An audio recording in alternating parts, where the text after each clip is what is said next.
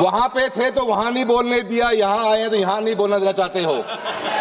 माननीय अध्यक्ष महोदय, मैं आज इस सदन में insolvency and bankruptcy code amendment bill 2025 पर अपने विचार रखने के लिए खड़ा हुआ हूं। सबसे पहले मैं स्पष्ट करना चाहता हूं कि हम किसी भी ऐसे सुधार के विरोध में नहीं जो देश की अर्थव्यवस्था को मजबूत करे, लेकिन हम ऐसे अधूरे और विरोधाभासी संशोधनों के खिलाफ जरूर हैं जो समस्या को हल करने के बजाय उसे और जटिल बना देते हैं। यह बिल सुधार नहीं, सांसद अध्यक्ष महोदय, 2016 में जब आईबीसी लाया गया था तो इससे भारत का आर्थिक व्यवस्था का गेम चेंजर बताया गया था। Insolvency is a situation when an entity is unable to pay its outstanding, पर उस समय 2016 के अंदर जो बातें कही गई थी कि ये कोड टाइम बाउंड रिजोल्यूशन होगा, एनपीएस कम होंगे और सिस्टम एफिशिएंट बनेगा। लेकिन आज 2025 में सरकार खुद उसी कानून में बार बार संशोधन ला रही है। मैं पूछना चाहता हूं, अगर कानून इतना सफल था तो आज उसे बार बार बदलने की जरूरत क्यों पड़ रही है? यह बिल सुधार नहीं बल्कि उस विफलता को स्वीकारित करता है। सरकार की नीति अध्यक्ष मैम निशिकांत दुबे जी डिस्टर्ब करते हैं हमेशा और मुझे अभी भी कर रहे हैं। अनुराग जी ने बोला किसी ने कोई डिस्टर्ब नहीं किया और आप हमें डिस्टर्ब ना करें। वहां पे थे तो वहां नहीं बोलने दिया, यहाँ आए तो यहाँ नहीं बोलना देना चाहते हो। माननीय सदस्य, please. The bill fundamentally alters the balance of power in liquidation by extending the role of the Committee of Creditors (COC) into what was previously an independent quasi-judicial process.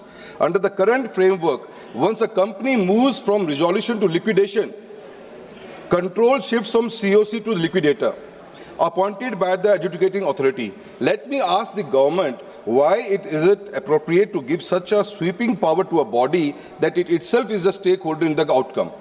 Creditors are not neutral arbiters.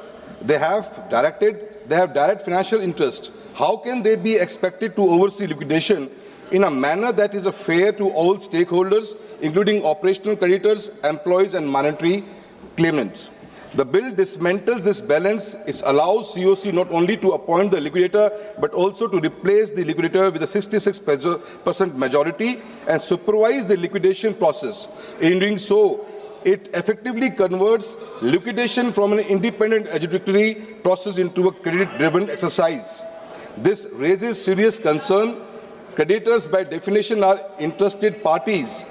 Their objective is recovery, not necessarily fairness, across all classes of stakeholders. When such parties are given supervisory control over liquidation, the risk of biased decision-making increases. The bill therefore comprises the neutrality that is essential in a process involving competitive claims. By removing these powers without clearly specifying an alternative mechanism, the bill creates a vacuum. Who will determine these dispute claims? Will parties be forced to approach the courts repeatedly? If so, this will increase delays, not reduce them.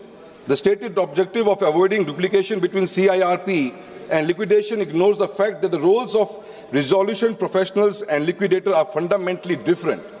The resolution professional merely verifies claims for the purpose of enabling resolution plans, whereas the liquidator adjudicates them for final distribution. This distinction has been recognized even by the Supreme Court. The bill introduces the Credit Initiative Insolvency Resolution Process (CIIRP), which is presented as a faster out-of-court alternative to existing corporate insolvency resolution process (CIRP). While the idea of reducing judicial burden and enabling quicker resolutions is welcome in principle, the decision of CIIRP raises serious concern. To begin with, the rights to initiate CIRP is restricted to a select class of financial creditors as may be notified by the central government. This creates an unequal playing field among creditors. Why should only certain financial institutions have access to this mechanism while others, including operational creditors and even non-notified financial creditors, are excluded? The bill provides no clear rationale for this selective empowerment. है नहीं ताई इनके पास में. Furthermore, there is a clear risk that CIRP will remain underutilized because the possibility of other creditors initiating CIRP earlier. The bill explicitly states that CIRP cannot be initiated once CIRP has commenced. In practice, companies often default on operational dues such as salaries, rent, supplier payments before defaulting to large financial debt. Operational creditors who have full access to CIRP may initiate proceedings before financial creditors can coordinate and trigger CIRP. As a result, the supposed advantage of CIRP as a preemptive or alternative mechanism may be lost.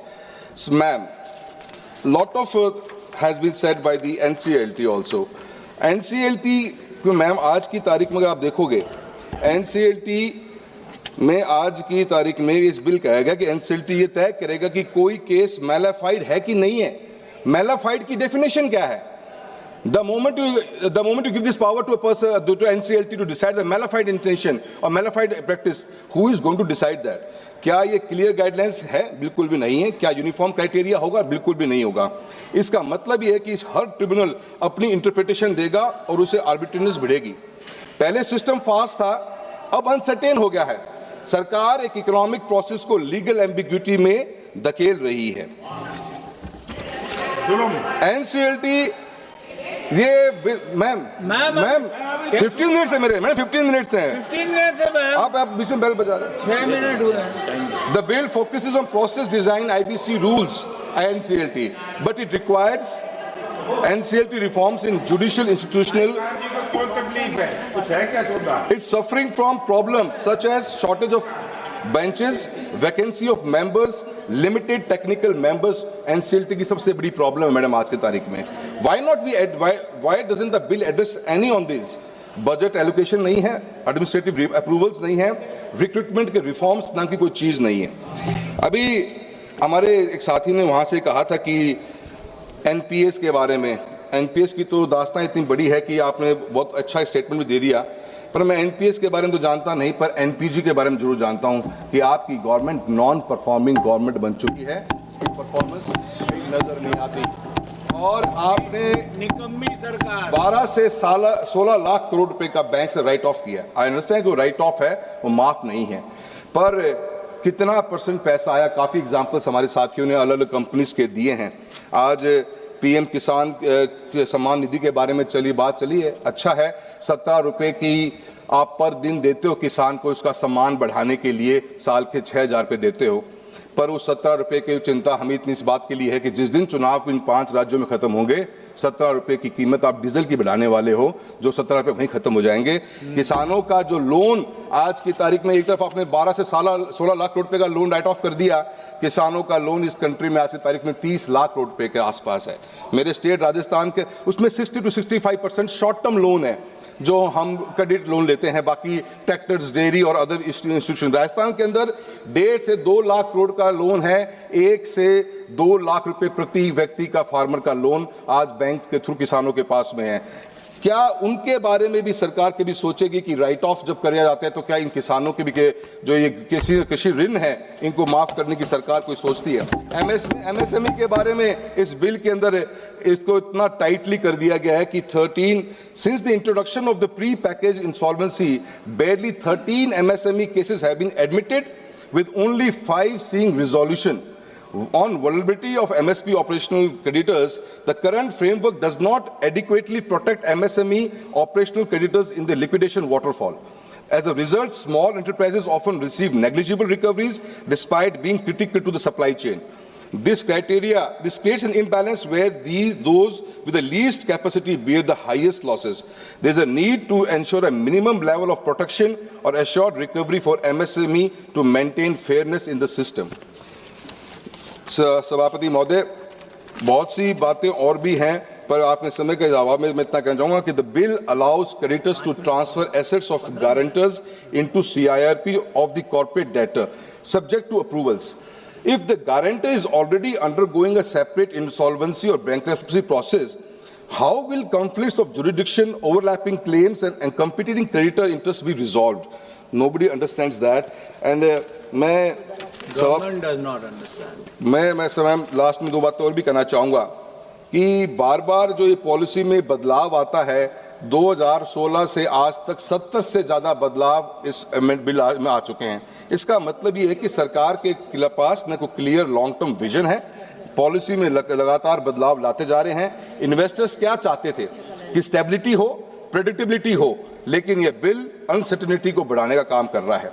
System का मूल मतलब होता है कि ये bill सिर्फ amendment नहीं है, ये सिस्टम की फिलॉसफी को ही बदल रहा है। पहले मार्केट ड्रिवन की बात की जाती थी, अब कोर्ट ड्रिवन हो जाएगा।